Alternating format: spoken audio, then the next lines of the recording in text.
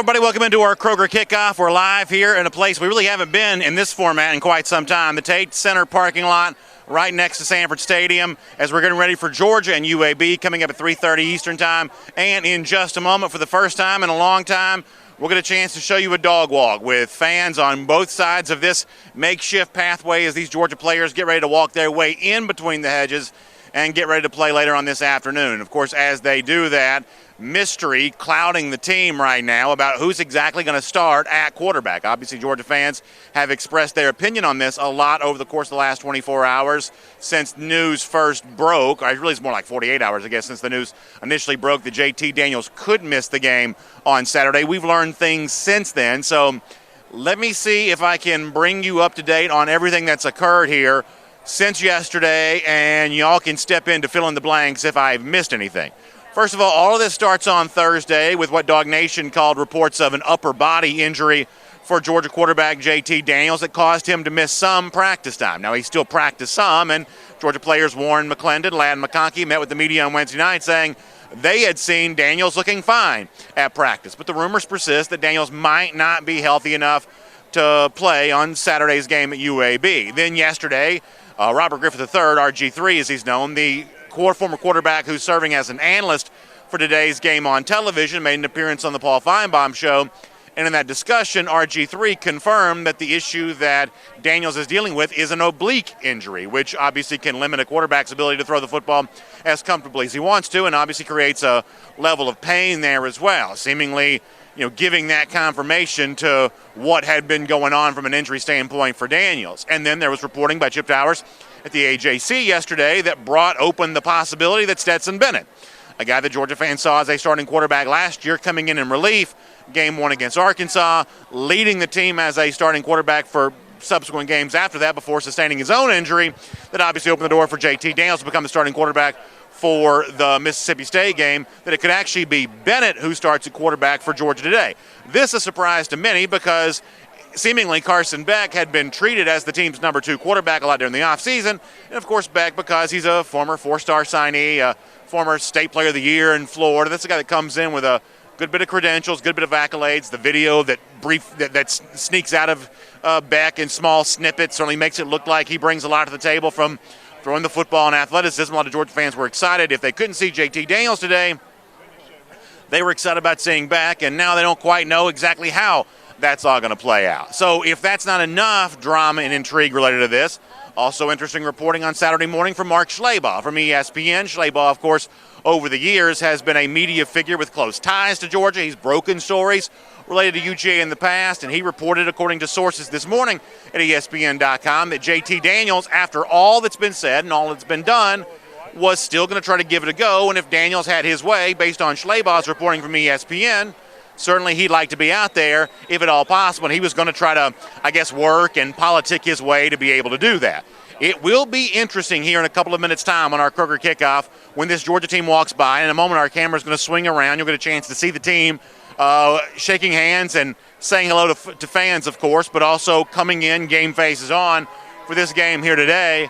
It'll be interesting to see a look at these quarterbacks, the 3 that I just mentioned, Beck and Daniels and Bennett. Obviously, their countenance, I guess the word I'm looking for here, their countenance is not going to reveal who's starting or what the plan is with all of this, but certainly after all the chatter that has gone on around them over the course of the last couple of days, to watch them walk into the stadium, something we'll get a chance to do here in a couple of minutes' time, that is certainly going to be pretty interesting. Now, let me give you my opinion on this, then I'll give you plenty of room to share yours in our comment sections here today.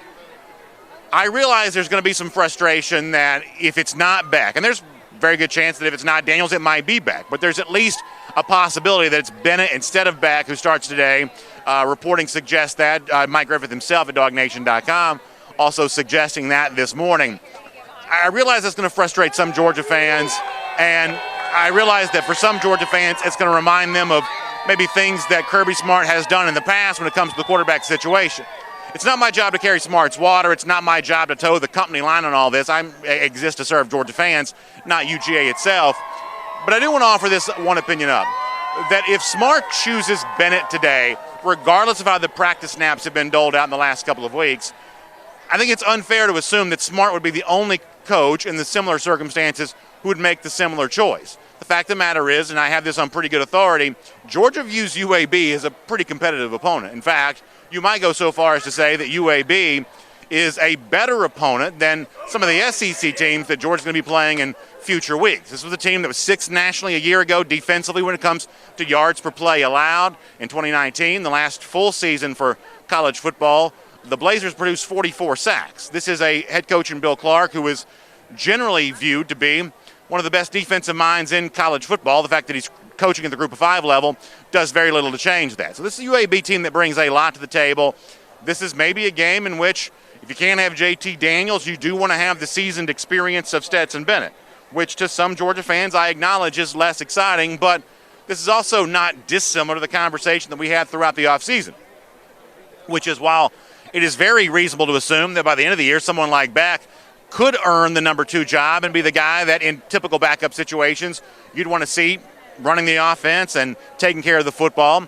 As of now, when you think about the beginning of the season, we said this, that if there were moments in which Daniel had to leave the field in the early portion of the season, that you might at that point in time turn to the seasoned guy who had done all of this before. So that's kind of where I stand on this. I think the biggest story of all is not whether Beck or Bennett starts. The biggest story of all is it certainly seems like the injury that had been speculated about Daniels throughout the week turned out to be true. These things typically work that way. If you think a player is hurt, he probably is. And if in what would be his sixth start in a Georgia uniform today, if Daniels is not able to play, that's obviously a little bit of a disappointing piece of news. If Kirby Smart had his way, he'd want to be starting Daniels. If Daniels had his way, he'd want to be playing. The biggest news of all is the fact that Daniels might not be healthy enough to do so. The second story is whichever quarterback starts in his play. So obviously that's my opinion on that. As we roll through here with our Kroger Kickoff, I'm going to take some of your opinions there too. And as I do so, I'm also going to get our camera set up here to get ready to show you the dog walk. Let me swing this thing around here. We'll get you in position to see this dog walk as it unfolds here in just a couple of minutes' time. Of course, Georgia coaches and players going to walk by right here. You see the Athens police set up there. You see fans on both sides. Everybody getting ready to go for what is a beautiful day. Obviously warm as it typically is in early September, but for the most part, as good a football day as you can experience when it comes to, these early fall games, and a lot of these folks getting a chance to do this for the first time in quite some time. And yes, you better believe that everybody's having a good time with all of that. So let's get ready to see the Georgia cheerleaders walk by. We'll see the Georgia buses arrive here in just a moment. Then after that, we will be off and running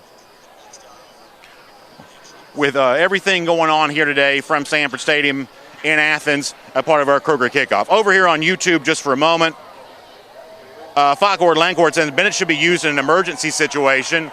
And Foghorn, you may be right about that, but there's also a chance from Kirby Smart's perspective against a good defense today with your starting quarterback not able to play. This could be Kirby Smart's definition of an emergency situation. Some fans aren't going to like that, but that could be what we're talking about here. Sports Fraud says I would be laughing if Stetson Bennett didn't have a chance to start today. And it looks like he may indeed get his chance to do just that. Or at least that's a possibility here today. Kevin Wood said, who all else is playing today? Anyone back? As far as those receivers who have missed some time, I don't think the expectation is really any of those are returning for today's game. I think the expectation right now is that, those guys are still a couple of weeks away from being able to do this, participate in this, and be a part of that. That's at least the expectation for right now. But the players that will be playing are going to be coming by in just a couple of minutes' time. Green Soldier says it's unreal that Beck is being disrespected by this. And, I love Green Soldier as a commenter. By the way, the Georgia bus is slowly starting to arrive here. You hear those sirens. They're getting ready to get going here. They're going to be coming out. And we're going to get a chance to see that here coming up in just a little bit as the Georgia coaches and players walk by. For our dog walk, here's a part of the Kroger Kickoff. We'll see if we can focus this back up a little bit too, but that's going to be hard to do with my hands full here. But nonetheless, we're going to see them walk by. And as far as Beck being disrespected, I think it's important to remember that Carson Beck was a 2020 signee. That if you look at JT Daniels, who had his best moments for Georgia a year ago, doing so after being a part of the 2018 signing class. Mac Jones started for Alabama a year ago, a part of the 2017 signing class. You're talking about guys who are veterans that have succeeded in SEC play in recent years, and not just guys like that. So in the case of Beck, I don't think if he doesn't start today or even if he doesn't play today, my personal opinion is that's not a signal or a sign that something's wrong with Beck, that he's any less of a prospect than he ever was before. It's just simply a matter of, Carson Beck not being the best option today against a defense that Kirby Smart believes, legitimately speaking, not coach speak, but his legitimate feelings, that's pretty good. So, that's kind of the thought on all of that. And obviously I understand that's, that is kind of the, that's kind of the viewpoint that a lot of people have, that this is, one of those things where folks wanted to see Beck. They want to see what he brings to the table. I do understand that, but in this particular case, Kirby Smart's not playing for 2022. He's trying to win this game today, and it could be that Bennett's viewed as the best option for all of that. You're going to see the American flag walk by here in a moment. Obviously, 20 years since 9/11. The Georgia flag going to come into your screen there as well. The Georgia cheerleaders going to roll through. And then after that, the Georgia coaches and players will start to make their way through as a part of a dog walk here today with thousands on hand on both sides of this makeshift aisleway. Great look there at the Georgia cheerleaders, and a great day for football here in Athens, with curiosity abound about what the quarterback situation may look like, what the Georgia offense looks like, regardless of who the signal caller ends up being, but also a chance to see how Georgia responds to a huge win against Clemson last week for the program, and a home opener in front of 93,000 fans. That's a great look at Harry Dog. Red Coat Band firing up, and the Georgia Bulldogs start to make their way through. You're going to see Jamari Salyer coming by in just a moment. You're going to see a dapperly attired Karis Jackson. High fives for Georgia players. Great look at Jackson right there as he comes on by. Lewis Seen coming by in a matter of moments. You'll see him coming through your camera. There he comes. Quay Walker just a moment ago. Big cheers all the way around here at the Tate parking lot, Sanford Stadium. Here comes Georgia defensive coordinator Dan Lanning. You'll see him showing up right there.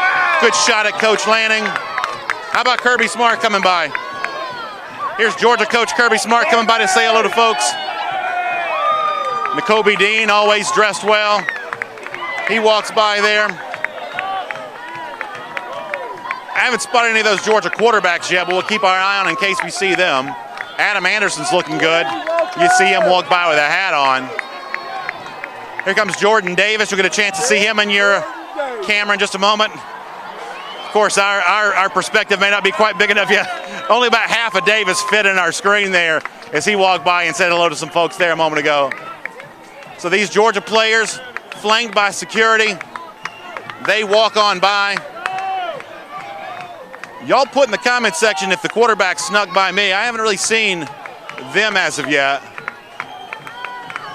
But the walk continues here today. More high fives coming. More Georgia players continuing to arrive. A very happy crew of Georgia coaches and players as we're getting ready for Georgia football here. Smile Mondon getting a chance to participate in his first dog walk. He walks by here. The entire crowd there on hand. So we appreciate you being a part of our Kroger Kickoff here today. Great chance to be a part of the dog walk there. We'll be after the game right back here for our Dog Nation postgame show presented by the UGA Bookstore at the UGA Bookstore. We'll look forward to seeing you for that. We'll break down everything that happens inside the game. Stay close to Dog Nation all day long for updates on the quarterback situation and how the Dogs perform as more than a 3-touchdown favorite today against UAB with 93,000 people on hand. Thanks for being here for our Kroger Kickoff. We'll see you after the game for our Dog Nation postgame show.